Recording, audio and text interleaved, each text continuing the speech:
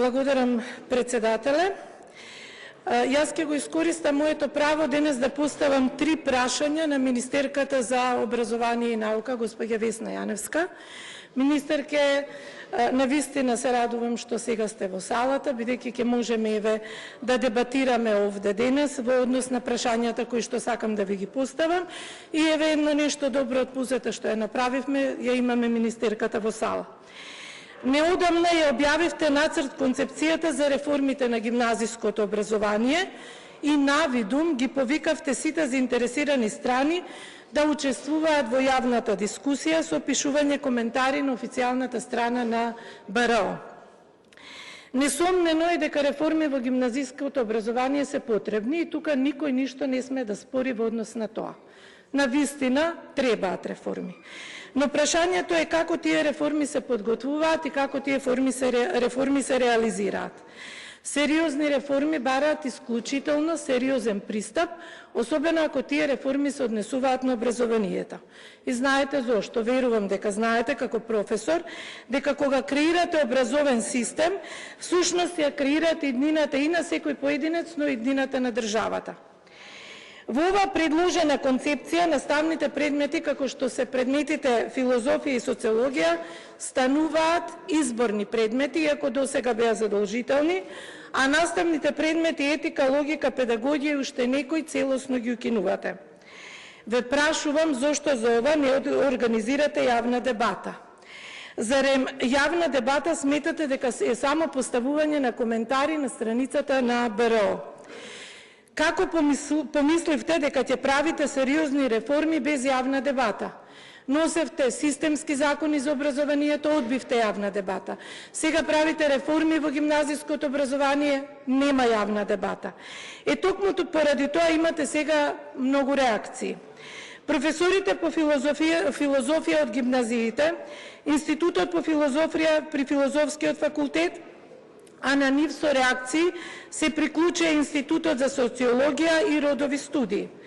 Потоа реагираа професорите по ликовна и музичка уметност, понатаму Филозофското друштво на Македонија, Сдруженијето на социолози на Македонија, Средношколскиот сојуз. И ова се само некои од оние кои што ја критикуваат вашата концепција. Тие истакнуваат дека реформите во образованието треба да бидат резултат на една широка јавна дебата и консултации со сите кои што се засегнати. Како ќе одговорите на овие нивни критики и дали ќе се разгледат нивните предложени решенија, бидејќи тие не само што критикуваат, туку ви нудат и одредени решенија? Сметате ли дека е дозволиво засегнатите страни во овој процес да комуницираат со вас и да ги изразуваат своите ставови и своето незадоволство само преку јавни реакции? Ве прашувам, министерке, дали ќе преземете лична, морална, но и политичка одговорност за уништување на критичката мисла кај младите луѓе? Ќе ја понесете ли одговорноста и за сите наставници кои што ќе останат без работа? Стравувам за колешки и колеги, брилијантни умови, професори со кои растат генерации, кои што децата ги паметат цел живот, дека ќе останат без работа поради ваква една неуспешна концепција. Недостаток на критичка мисла кај младите луѓе може да има далекосежни последици и тоа не само по нивниот личен развој, туку ќе има последици за општеството во целина. За мене образованието без критичка мисла е како тело без душа. Кога образованието не ги поттикнува младите да размислуваат критички, се создаваат генерации кои не можат да поставуваат прашања, но и да препознаваат неаргументирани ставови.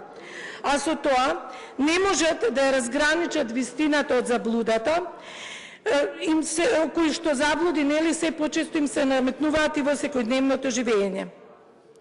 Предметите од општествено-хуманистичкиот корпус се тие кои што ја поттикнуваат свеста и ги оспособуваат да разликуваат знаење од обични предпоставки, факти од впечатоци.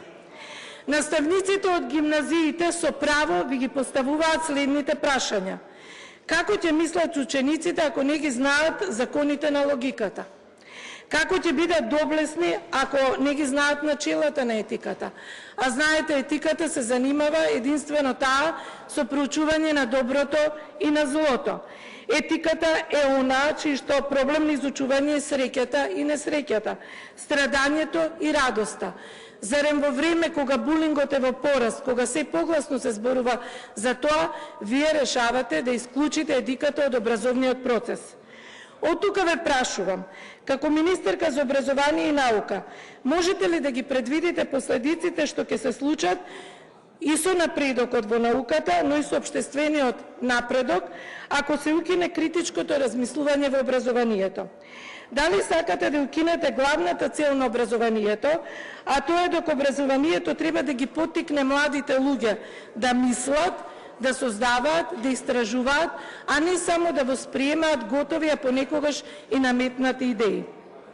На крајот, ве молам да ги менувате поединците кои беа креатори на оваа поразителна концепција. Веќе и вие длабоко во себе знаете дека предложената концепција го уништува критичкото размислување и со тоа и слободата.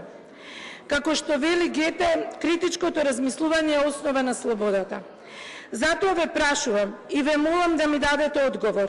Кои конкретно поединци сте ги ангажирале за да ви ја наметнат оваа идеја со која го уништувате критичкото размислување, а со тоа им одземате и слободата на младите?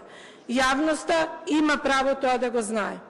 И сега вие со право можете да кажете дека навистина ви поставив многу прашања, а не само 3. А можем да ви поставам и уште повеќе. И тоа токму упатува на тоа колку сомнежи и колку проблеми отвори оваа концепција, за која што треба да се организира јавна дебата, на иста маса да седнат сите засегнати страни и да ги споделат идеите помеѓу себе.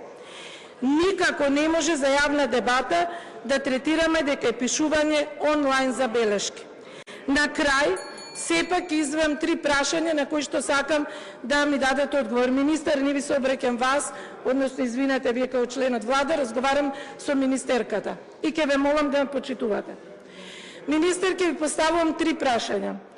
Кој е вашиот одговор на сите критики кои јавно ви се упатија, особено они од стручната фела, и дали ќе ги разгледате нивните предлози?